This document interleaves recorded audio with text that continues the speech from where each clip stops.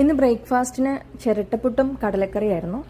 കൽപ്പാത്തി തേരിന് പോയപ്പോൾ അവിടെ നിന്നാണ് ഈ ചിരട്ടപ്പുട്ട് മേക്കർ മേടിച്ചത് കേട്ടോ. ഉച്ചക്കലത്തേക്ക് ഒരു കഷ്ണം ചക്ക കിട്ടി, ഇടിച്ചക്ക. അപ്പോൾ അതൊന്ന് പൊടിത്തോരൻ വെക്കാമെന്ന് വിചാരിച്ചു. ആദ്യം കത്തിയിലും കയ്യിലും ചോപ്പിംഗ് പാഡിലൊക്കെ നന്നായി വെളിച്ചെണ്ണ പുരട്ടിയിട്ട് ചക്കൊക്കെ കട്ട് ചെയ്ത്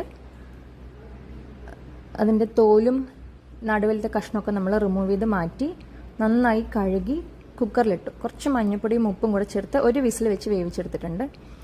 എന്നിട്ടിത് വെള്ളത്തിൽ നിന്നൊക്കെ മാറ്റിയെടുത്ത് ചൂടാറാൻ വെച്ചു. ചൂടാറിയ ശേഷം നന്നായി കൈകൊണ്ട് ഇങ്ങനെ ഞരടി ഉടച്ച് മാറ്റി വെച്ചിട്ടുണ്ട്. ഇനി നമുക്കിത് താളിച്ചെടുക്കണം. അപ്പോൾ ആദ്യം പാന് ചൂടായി വെളിച്ചെണ്ണ ഒഴിച്ചു. കുറച്ച് കടുക്, കുറച്ച് ചെറിയ ജീരകം, കടലപ്പരിപ്പ്, ഉഴുന്നുപരിപ്പ്, പിന്നെ വറ്റൽമുളക്, കുറച്ച് കറിവേപ്പില. ഇതൊക്കെ ഒന്ന് ഗോൾഡൻ റെഡ് ആവുന്ന സമയത്ത് കട്ട് ചെയ്ത് മാറ്റി വെച്ചിട്ടുള്ള സവോളയും പച്ചമുളകും ചേർത്ത് നന്നായി വഴറ്റിയെടുത്തു.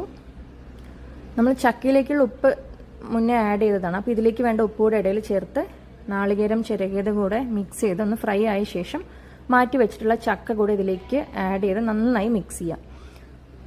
അതിലെ വെള്ളമൊക്കെ വറ്റി വരുന്ന സമയത്ത് ഫ്ലെയിം ഓഫ് ചെയ്താൽ നമ്മുടെ ചക്കപ്പൊടിത്തോരൻ റെഡി.